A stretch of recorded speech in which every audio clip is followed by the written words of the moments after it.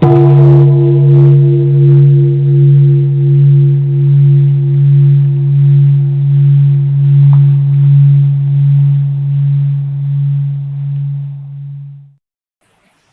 guys, welcome to our channel. This is Ahe. Today I will continue the discussion of how Chinese should rediscover the roots of Chinese civilization. This is a big topic, and let's dive into it.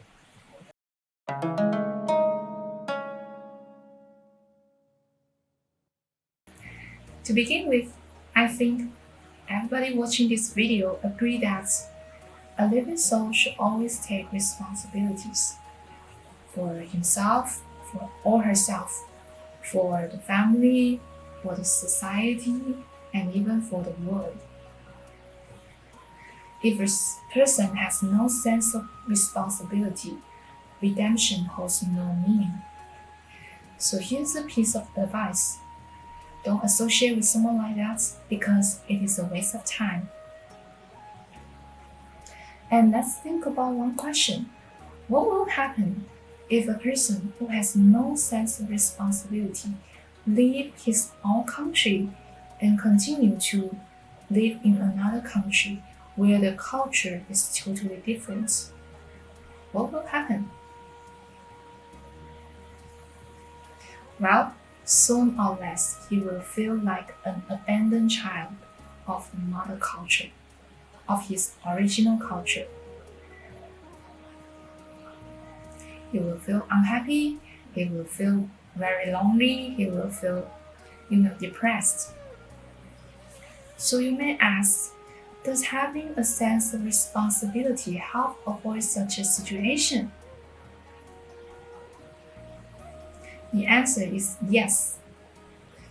Actually, everybody living in this world is bestowed some sort of responsibilities. We hold responsibility for ourselves, for our loved ones, for our family, for the society, even for the world. The thing is whether or not you would like to take them. This sets the difference between people. And believe it or not, you will bestow the responsibility by the Supreme Being, whether you think that's Lord, that's Allah, or that's Buddha. It's okay. You will bestow this responsibility by the Supreme Being to seek an answer, to seek a companion, to seek a prophet, to change the world. Why? Because you need to take responsibilities for future generation, for your children, and also for yourself. Some Chinese people might argue, well, I already take responsibilities for myself and my family. I work so hard. What else am I supposed to do? Yes, I understand. For Chinese especially, family love runs deep. But you absolutely should do more. You really need to do more. I will explain why. As I mentioned in the last video, Chinese civilization has stopped developing itself for hundreds of years, and we fail to embrace the value of humility and also the spirit of universal love. Though Buddhism has flourished in our land for thousands of years, the spirit of kindness and also generosity, the spirit of compassion didn't really embody in our culture. We know that, and you know what? Those people from other countries, they also know it, because they know that Chinese people, they know what Chinese people are like. They know that we got a reputation for loving money and not caring for others. Today, we must reclaim our roots. We must rediscover the roots of kindness and virtue the roots of Chinese civilization. We have been thriving around the world, and many Chinese people, have lived in another country for generations. It was often the painful experiences in our homeland that forced us to leave our country and continue to live in another one. And I believe that many Chinese have been grateful for this new land, where the culture is totally different, which is a more civilized place because it gave them a shelter and protected them from those harms and calamities that might happen to them. However, Chinese people still couldn't have sufficient voice and influence in these new countries. The reason is also obvious. Why?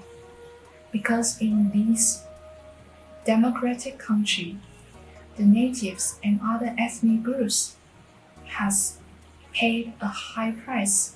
They really struggled in the history for such a democracy to come. It is a matter of cause and effect. So Chinese people really can't complain that they didn't get the same treatment as other natives and other ethnic groups. Why? Because let's admit it, Chinese people barely participated in those processes. As a result, we can't enjoy the same treatment that's fair, right? If you didn't spend much time planting a tree, how can you, share the fruits when it just mellowed, right? So the reason for this is obvious, and I believe many Chinese people will agree that. There are actually a lot of things we can do to change the situation. The world has entered a new stage of world unity. All these internet, international business, and all the campaigns about globalization has clearly shown that the world civilization has entered a new stage, and human life also entered a new stage of everybody being connected to each other. So in such a global background, Chinese people should really strive to assume more responsibilities for the whole world. For social progress especially, we need to change the world and enhance the civilization. We need to take more responsibilities instead of earning as much money as we can and making a living like we used to do. So you may ask, how can Chinese integrate themselves into the world, into another culture, and even wanting to enhance that culture, that civilization? Well, the most effective way and also most straightforward way is through the integration of beliefs. However, most Chinese people don't even have a belief, and if they do, they find it very challenging to integrate it into the new culture, into other civilization. This is because they don't have the right belief. Anybody who fails to do that, it's because they don't have the right belief. What is the right belief? A right belief helps you see through the essence of goodness and badness. It helps you distinguish the good thing and bad thing, just like your eyes can clearly see the difference between day and night. That's what a good belief does to you. While the wrong belief, usually they can only touch the cultural aspects. They don't hold the key to the elevation of human civilization. So that's the difference. A good belief enables us to face life with a positive attitude and also treat everyone with kindness, while a poor belief only leads to self-isolation and self-dictatorship. So how can we Chinese people and also everybody else in the world maintain the rightness of their beliefs? How can we do that?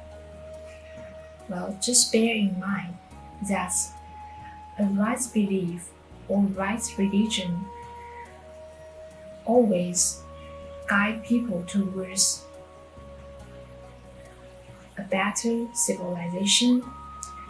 They always guide people towards enlightenment and well-being.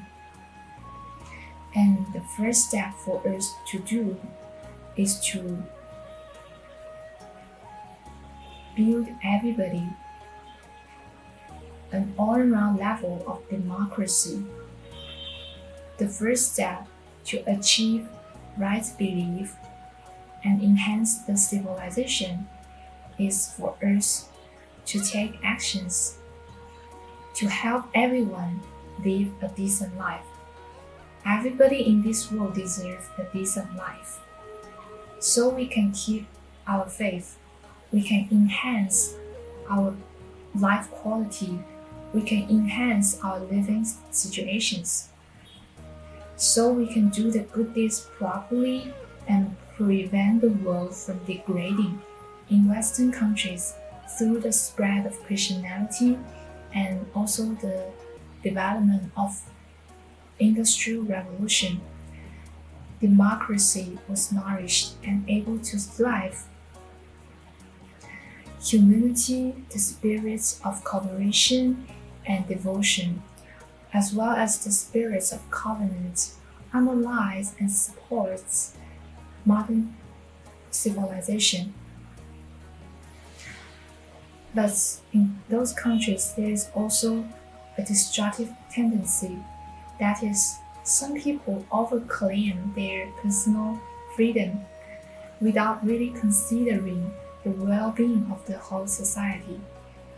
While they put too much emphasis on their personal freedom, they fail to understand what it means in modern civilization.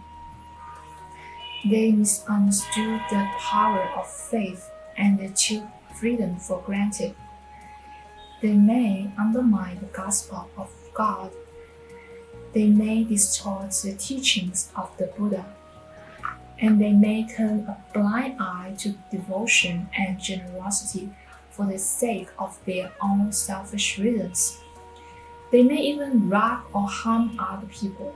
They are losing their faith. They treat knowledge as culture and culture as civilization. They are going against the development of scientific revolution, and also in the end they will bear the consequences of what they did, and in the end they will bear the karmic consequences of what they do today. So how can we Chinese, as well as everybody else in the world, maintain the rightness of our beliefs? Please bear in mind that the right belief or right religions always guide people towards enlightenment and towards well-being. Everybody in the world deserves to live a decent life. That's why we are doing this video. That's why Chinese need to take actions to protect the world, protect the resources.